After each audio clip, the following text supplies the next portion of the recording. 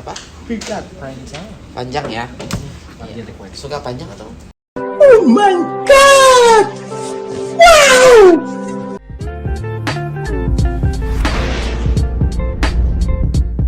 Oke. Yes. Dah? Oke. Ya.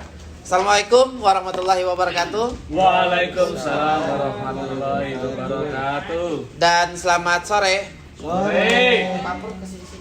Oke, kembali lagi jumpa dengan saya. Ya, jumpa lagi.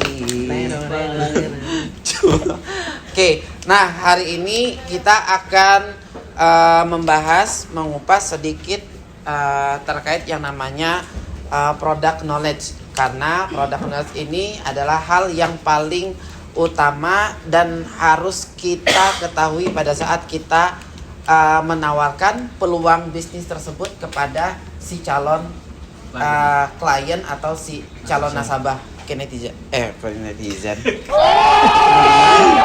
Ya teman-teman. Oke. Nah, jadi yang pertama itu adalah kita harus ketahui apa produk yang mau kita tawarkan. Jadi product knowledge. Ini sama kayak kemarin kan ya? Yuhu. Yuhu. Ya. Oke. Oh, catat tuh. Catat tuh. Knowledge. Pakai E ya? Iya. Udah berubah sekarang. Kalau enggak ngetes konsentrasi. Oh. Ya kan? Oke, product knowledge. Nah, jadi yang harus kita ketahui adalah product knowledge. Product knowledge-nya itu yang harus kita sampaikan atau kita ketahui adalah terkait produk-produk apa aja yang ada di perusahaan kita, kemudian nilai kontraknya, kemudian facility fee atau biaya yang harus dikeluarkan oleh si calon klien atau calon nasabah tersebut. Kemudian terkait masalah apakah terdapat biaya tambahan, ya, biaya inap atau yang biasa kita sebut namanya storage atau rollover. Kemudian terkait masalah margin required atau dana jaminan untuk setiap produk itu berapa aja. Kemudian yang perlu diketahui juga atau yang perlu disampaikan itu adalah range market, range-nya, pergerakan harga setiap produk itu dalam satu hari itu seperti apa. Oke, yang pertama itu adalah produk, ya. Kemudian ada TZ, sini saya singkat menjadi contract size atau nilai kontrak. Kemudian ada facility fee atau biaya komisi ke perusahaan. Kemudian ada value add tax atau pajak, di mana pajak ini diambil 10% dari facility fee. Kemudian ada storage atau rollover. Iya, kalau ini gue sih dapat tuh 5 lagi. Oke, storage atau rollover ini adalah biaya inap atau biaya tambahan yang apabila terjadi posisi nasabah, posisi transaksi nasabah itu belum terliquid atau dilepas sampai close market. Kemudian ada margin required, saya apa? Singkat. Panjang ya? Panjang deh, Suka panjang atau? Oh my god! Wow! Ya, saya singkat jadi MR, margin required atau dana jaminan. Kemudian ada range. Nah, range ini adalah pergerakan fluktuasi atau pergerakan produk setiap harinya. Seperti itu. Nah, yang pertama, produk pertama yang akan saya jelaskan itu adalah indeks saham. Nah, jadi di perusahaan kita itu ada yang namanya produknya indeks saham. Storage atau rollover. PAT, pajak. Value add tax. Value add tax. Oke. Nah, di sini untuk produk kita yang pertama itu ada yang namanya indeks saham. Di mana indeks saham kita memiliki dua indeks saham, yaitu ada yang namanya Hang Seng. Oh, Hang Seng. Ya, Hang Dan Seng. Hang Seng ada. Nikkei. Nah, yang perlu teman-teman ketahui di sini yang kita miliki adalah produknya adalah indeks saham, bukan saham. Karena indeks saham sama saham itu berbeda. Iya. Betul. Ya, jadi kalau misalnya teman-teman ketemu sama seseorang yang bermain di saham, itu jelas berbeda untuk sistem transaksinya, itu berbeda dengan indeks saham. Nah, kalau untuk perbedaannya antara indeks saham dan saham itu bisa ditinjau dari 3 kriteria. Yang pertama ditinjau dari segi kepemilikan. Tunggu kok. Bentar Siap.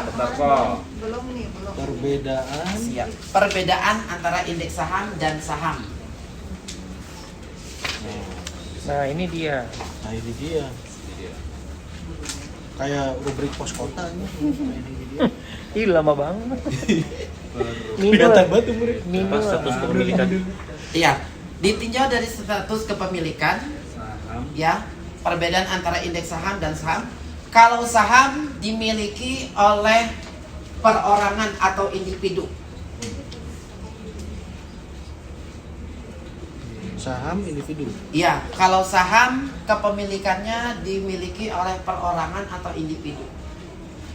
Berarti kalau kita ini di sini nggak ada saham ya? Adanya Indeks saham. Oke. Nah, sedangkan indeks saham kalau ditinjau dari segi kepemilikan itu dimiliki oleh banyak orang atau gabungan atau kelompok. Tunggu, ini saham tadi apa kok? Yang saham tadi dimiliki perorangan. Perorangan atau individu. Nah, Indeks saham. sedangkan indeks saham itu gabungan. Patungan.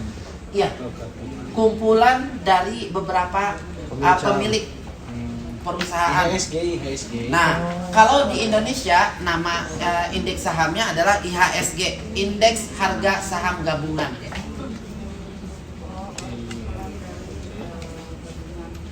Indeks saham gabungan ya. Ya, Indeks harga saham gabungan. Indeks Harga Saham Gabungan. Kalau di Indonesia, nah kalau di negara luar, contoh misalnya Hong Kong itu namanya Hang Seng. Kalau di Jepang namanya Nikkei. Nah, jadi Cina Shanghai. Jadi kalau indeks saham gabungan ini sebagai patokan untuk harga saham-saham yang ada di suatu negara. Jadi patokannya saham A itu bisa dilihat patokannya dari nilai indeks saham seperti itu. Ya. Nah, ini ditinjau dari segi kepemilikan. Nah, yang kedua ditinjau dari segi nilai. Ya. Kalau saham nilainya bisa 0 bahkan bisa minus. Kalau saham Bisa 0 atau minus ya. ya, nilainya bisa 0 bahkan bisa minus. Dari segi apa tadi kok? Nilai. Nilai. Dari segi nilai ya. Nilai apa nih? Bisa 0 ya. Ya. 0 bahkan bisa minus. Sampai minus ya. Itu nilai apa? Indeks. Saham. Oh, saham. Ya. Ditinjau dari segi nilai, kalau saham itu nilainya bisa 0 bahkan bisa minus. Nah, sedangkan kalau indeks saham nilainya tidak akan pernah 0 apalagi minus. Jadi kebalikannya. Nah, mungkin kenapa indeks saham nilainya tidak bisa 0 atau bahkan minus? Karena yang namanya indeks itu dia berupa nilai rata-rata. Yang namanya indeks itu rata-rata. Nah, mungkin juga pernah teman-teman yang lagi kuliah atau yang pernah kuliah pernah dengar yang namanya IPK. Nah, indeks prestasi. Ya, indeks prestasi kumulatif. Ya, artinya gabungan nilai dalam setiap per semester. Itu ada namanya IPK, indeks prestasi kumulatif. Nah, pernah nggak teman-teman dengar yang namanya IPK 0? Nggak ada. Nggak ada ya. Ya, karena yang namanya indeks itu pasti punya nilai, nggak akan pernah 0. Makanya kalau yang namanya indeks saham nilainya nggak akan pernah 0 apalagi minus. Karena kalau misalnya indeks itu dia kan gabungan beberapa perusahaan. Contoh misalnya ada 50 saham gabungan, itu jadi satu. Nah, mungkin ada 1, 2, atau 3 perusahaan yang collab atau bangkrut. Maka masih akan berupa nilai karena masih ada 47 saham yang lainnya. Sehingga yang 3 ini mungkin akan diganti dengan perusahaan yang baru. Seperti itu. Sehingga nilai indeks saham itu tidak akan pernah 0, apalagi minus. Seperti itu. Paham teman-teman ya? Nah, selama berjalan materi ini, nanti kalau misalnya teman-teman ada pertanyaan atau misalnya saya kecepatan atau kurang jelas, boleh disanggah, nggak masalah. Seperti itu. Yang jelasnya jangan nanti pas sanggahnya sudah di akhir-akhir. Kok mohon maaf saya belum paham. Belum pahamnya di mana? Dari awal. Ya, jangan seperti itu ya. Ibu ketawa kayak. Ya Bu ya. Oke. Jadi kalau memang kurang jelas, kurang paham atau saya kecepatan, nggak apa-apa, disanggah aja. Nggak masalah ya. Oke. Nah, jadi itu perbedaan yang kedua ditinjau dari segi nilai. Kemudian ditinjau dari segi transaksi. Nah, kalau dari segi transaksi, kalau saham itu transaksinya cuma satu arah. Iya benar. Ya, kalau saham transaksinya satu arah, yaitu cukup ambil posisi buy. Selalu posisi buy ya. Selalu posisi buy. Jadi nasabah atau klien bisa untung pada saat harga naik aja. Iya, betul. Nah, sedangkan kalau untuk di indeks saham itu transaksinya dua arah. Harga naik bisa untung, harga turun nasabah tetap bisa untung. Transaksinya dua arah, ada buy sama sell. Kalau apa tadi? Kalau saham itu transaksinya cuma satu arah aja, yaitu buy aja. Paham ya maksudnya ya? Nah, jadi itu yang membedakan antara indeks saham sama saham. Jadi ada 3, ditinjau dari segi 3, ditinjau dari 3, ada 3 ya. Ditinjau dari segi kepemilikan, ditinjau dari segi nilai, dan yang terakhir ditinjau dari segi transaksi. Nah, oke. Nah, masuk ke produk kita yang namanya produknya adalah indeks saham, di mana kita mempunyai 2 indeks saham yang diperdagangkan melalui perusahaan kita. Itu adanya namanya Hang Seng dan Nikkei. Nah, Hang Seng ini merupakan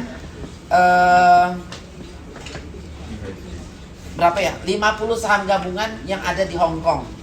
50 saham gabungan yang ada di Hong Kong. Hang Seng. Ya. Nah, sedangkan untuk Nikkei sendiri ini adalah 250 saham gabungan yang ada di Jepang.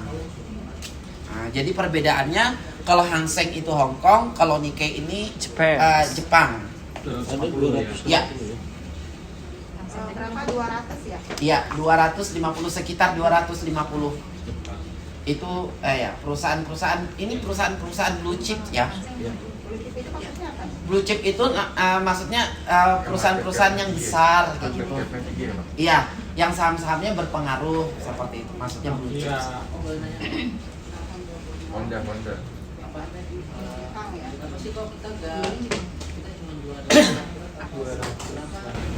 Kayak Jojon, Sedap, 200 sampai 250 saham gabungan yang ada di Jepang. itu kan gede-gede juga. Gede-gede. Nah, oke. Biasanya perusahaan blue chip gitu ya. Iya. Nah, kalau untuk perusahaan kita memang kita untuk kerjasamanya cuma 2 indeks saham ini aja, Hang Seng sama Nikkei.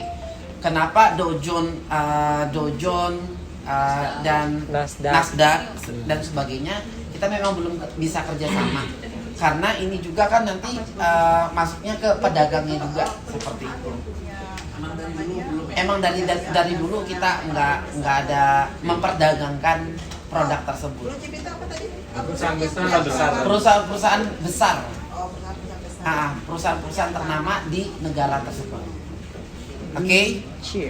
Nah, lanjut. Nah, di sini ada namanya kontrak size atau nilai kontrak. Ya. Nah, nilai kontrak ini yang menentukan nanti keuntungan si nasabah tersebut. Nah, untuk nilai kontrak indeks saham baik itu Hang Seng ataupun Nikkei ini dia sama. $5. Nilainya adalah sebesar $5 per poin. Ya. Nah, $5 ini setara dengan Rp50.000 ya.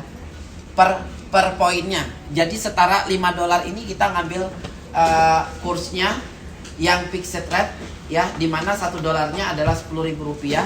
Maka untuk $5 itu setara dengan Rp50.000 per satu poinnya, per poin.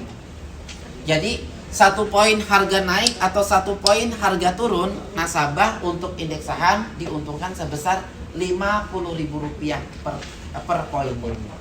Iya, seperti itu. Nah, kemudian ada facility fee. Facility fee ini adalah biaya atau komisi ke perusahaan.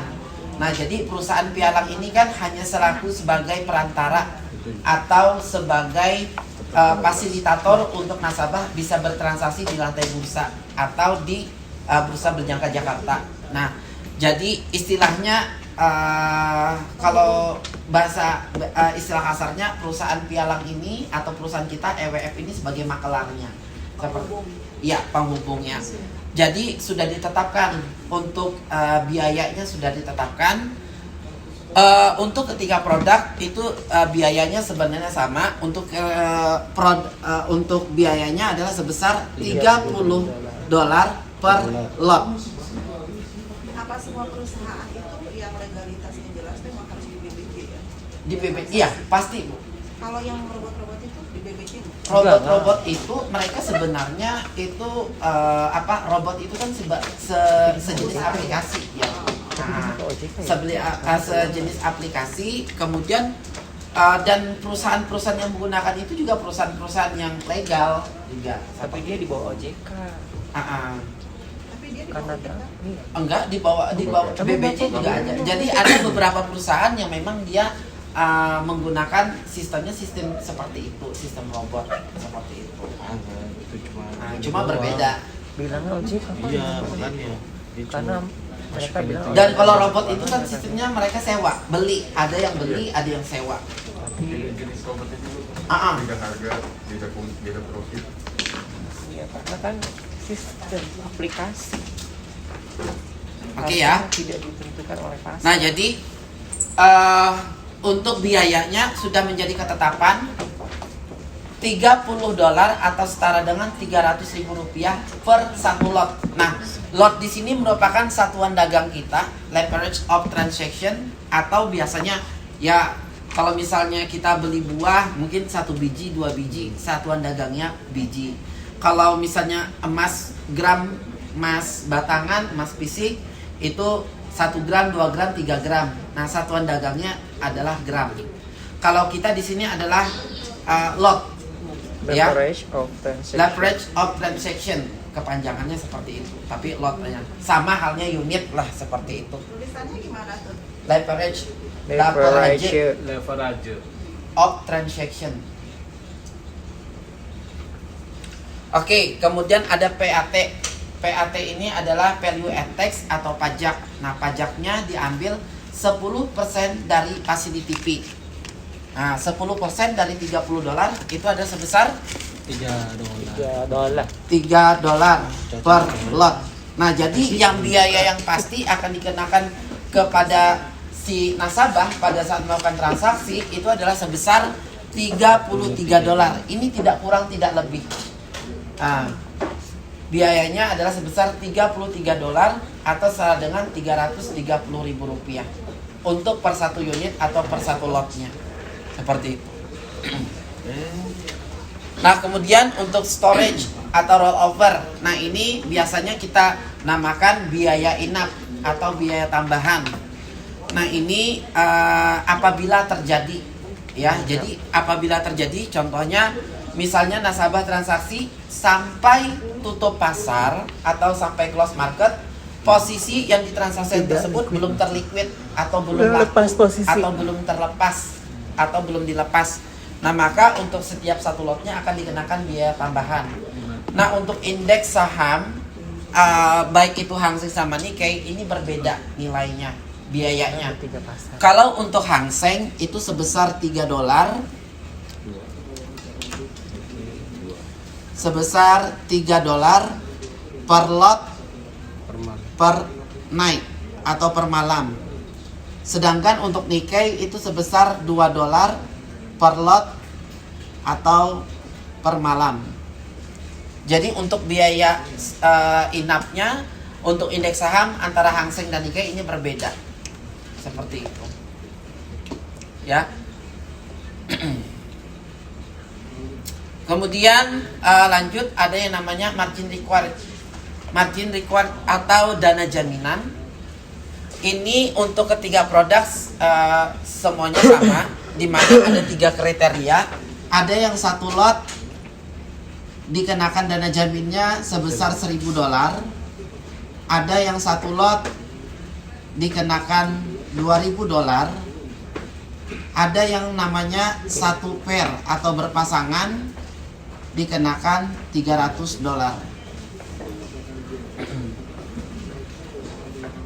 Nah ini nanti saya akan coba jelaskan kenapa kok bisa ada yang satu lot. Kapan sih satu lot dikenakan $1.000? Kapan sih satu lot dikenakan $2.000? Dan kapan sih dikatakan satu pair dana jaminannya menjadi $300? Seperti itu. Oke.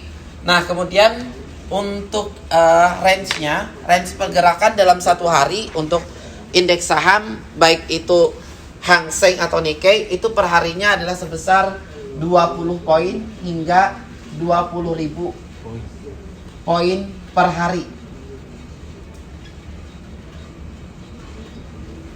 Ya. Ini pergerakan dalam satu hari. Ini pergerakan dari open market sampai close market, dari buka pasar sampai tutup pasar. Untuk indeks saham itu pergerakannya 20 sampai 20.000 poin per harinya. Seperti itu.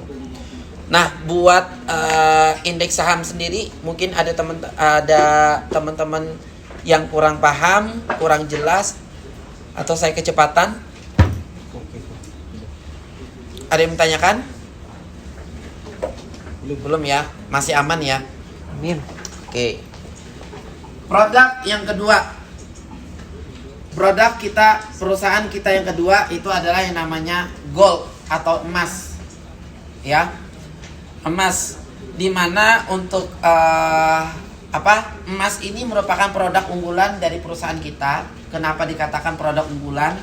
Karena semua kalangan, baik itu kalangan bawah atau menengah atau atas, baik muda ataupun yang tua, tahu yang namanya emas, ya, tahu dan mengenal apa itu namanya emas. Dan yang kedua, alasan yang kedua adalah emas merupakan alat tukar kedua seluruh negara. Jadi saving happen. Kalau biasanya kalau kita bilang sih saving happen-nya setiap negara. Apabila nilai mata uang di suatu negara tersebut itu jatuh atau rendah, maka negara tersebut bisa menggunakan emas sebagai alat tukar pengganti dari mata uang tersebut. Jadi saving happen-nya ini Nilai lindung. namanya save happen, namanya emas. Kemudian selanjutnya alasan kenapa emas itu menjadi primadona atau produk unggulan di perusahaan kita itu dikarenakan emas pergerakannya cukup stabil, ya. Untuk emas pergerakannya cukup stabil dan karakter emas itu karakter emas setiap tahunnya pasti naik. Maksudnya pergerakan emas cukup stabil gitu. Iya. Oke. Selanjutnya juga emas, untuk menganalisa pergerakan emas itu cukup lihat harga nilai dolar, ya. Karena untuk pergerakan harga emas itu dia berbanding terbalik dengan harga dolar, otomatis USD ya, USD dia berbanding terbalik. Jadi pada saat harga dolar itu naik, maka harga emas pasti turun. Dan sebaliknya, pada saat harga dolar turun, harga emas yang naik.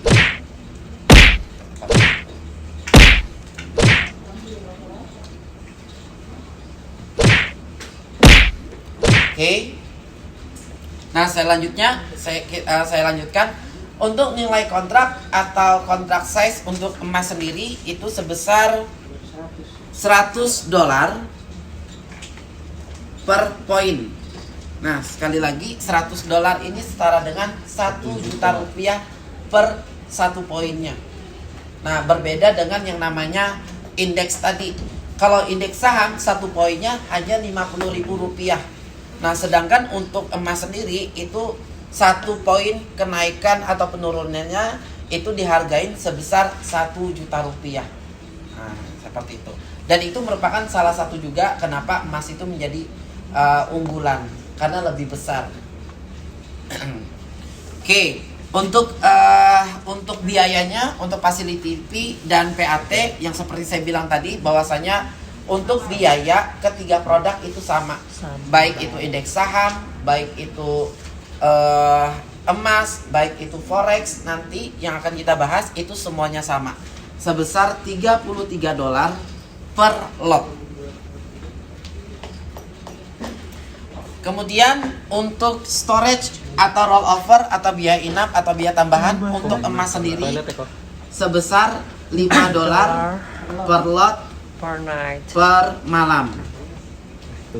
Dana jaminan ini sama ketiga produk. Nah, untuk range-nya sendiri untuk emas dalam satu hari itu 3 sampai 30 poin per hari. Per day.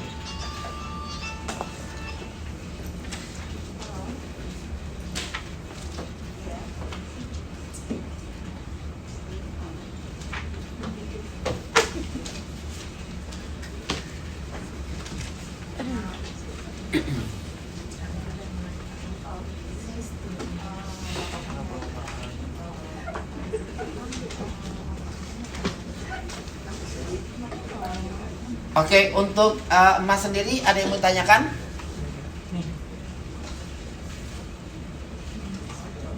Paham ya? Oke, berarti bisa kita lanjut untuk produk ketiga. Produk yang ketiga itu adalah forex atau foreign exchange atau mata uang, palas valuta asing. Di mana ada 5 mata uang yang kita perdagangkan.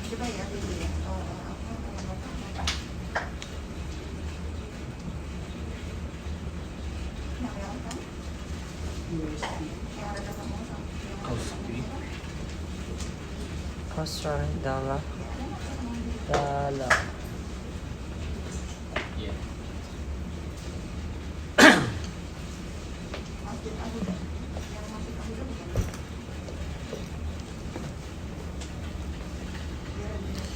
Apa G-nya?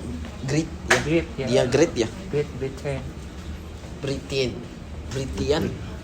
British. British Ya, kan? Britain. Britain pound sterling. Pound sterling. Oke, produk kita yang ketiga itu ada yang namanya forex atau foreign exchange atau palas valuta asing, di mana ada 5 mata uang yang kita perdagangkan. Itu ada euro, ada pound sterling, ada Australian dollar, ada Swiss francs, ada yen. Nah, jadi ada 5 mata uang yang kita perdagangkan, dan semua mata uang ini dia lawan ininya itu USD terhadap USD pasangannya. Ya. Itu ada 5 mata uang yang kita perdagangkan. Kemudian untuk nilai kontraknya sendiri, untuk nilai kontraknya kita itu sebesar Rp100.000 per pips. Nah, jadi kalau kita menggunakan, kalau untuk forex ya pada dasarnya sih sama aja, poin ya, poin. Tapi siapa tahu nanti next teman-teman ketemu sama calon nasabah yang memang mereka tradingnya biasa di forex, mereka akan tanya 1 pips di tempatnya ibu atau bapaknya itu berapa ya. Nah, kalau tempat kita per 1 pipsnya, per pipsnya adalah sebesar Rp100.000 ya. Nah, pips ini kepanjangan adalah price interest point. Price interest point. Jadi sama aja sih seperti itu. Tapi takutnya nanti kalau misalnya teman-teman jangan sampai nanti ditanya pips, 1 pips di tempatnya sampean itu berapa. Jadi jangan sampai apa itu pips. Nah, itu ketahuan kita broker baru. Ya, ngakunya udah bertahun-tahun, begitu ditanya pips, apaan tuh pips? Tempat saya nggak ada pips gitu. Tipis. Ya, oke. Terus selanjutnya biaya facility fee dan PAT-nya itu sebesar sama $33 per lotnya. Kemudian untuk storage atau rollover untuk forex sendiri itu sebesar $5 sama dengan emas, $5 per lot per malam. Oke, MR-nya juga sama. Oke, kemudian untuk range-nya per harinya itu 10 sampai 500 pips per hari.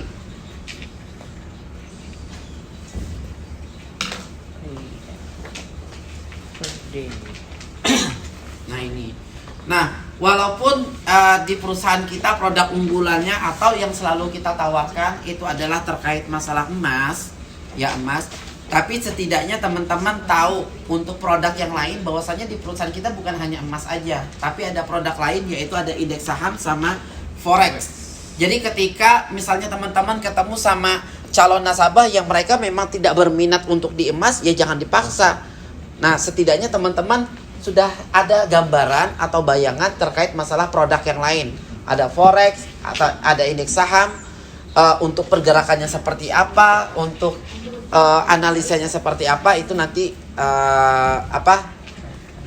bisa seiring waktu bisa dipelajari seperti itu. Kalau forex ini transaksinya berdasarkan apa sih kok? Apa ada bisa semuanya kah kita pilih atau cuma pilih salah satu? Boleh Misalnya, semuanya dalam satu account. dalam satu account nih. Sebenarnya dalam satu account itu kita mau produk semua produk kita perdagangkan bisa. Kembali lagi dengan ketahanan dana atau modal yang kita miliki. Seperti itu. Kalau pilih salah satu aja nggak masalah juga. Nggak masalah. Maksudnya mau pilih salah satu produk ini atau itu nggak Oh, masalah. sebenarnya kalau ngelihat transaksinya polanya hampir sama aja kan, kalau ya buy sama sell juga Sama. kan. Sama. Oke. Mereka kalau yang forex ini sama USD. Sama USD. Compare-nya sama USD. Oh iya. Oke. Ini sederhana aja kok. Kan kalau itu aku bilangnya semuanya kontrak size-nya kan dalam dolar nih. Kenapa dia harus IDR langsung 100.000? Kenapa kita nggak sebutin $10 per pips? Per pips $10. Ya. Ini sudah ketentuan, sebenarnya ini ketentuan sudah dari si pedagangnya. Karena yang menentukan ini kan bukan PT Equity-nya, bukan. Iya, jadi si pedagang. Jadi sudah jadi ketentuan si pedagangnya seperti itu. Jadi langsung dirupiahkan. Dirupiahkan aja. langsung IDR ya. Iya. Seperti itu. Oke, ada lagi yang menanyakan? Jadi ya, ini nama lainnya adalah table product knowledge atau table spesifikasi kontrak. Ya. Spesifikasi kontrak ini. Nah, biasanya kalau misalnya di ujian di post test, saya biasanya sebutkan buatlah table product knowledge atau spesifikasi kontrak PT Equity World Futures. Nah, seperti itu.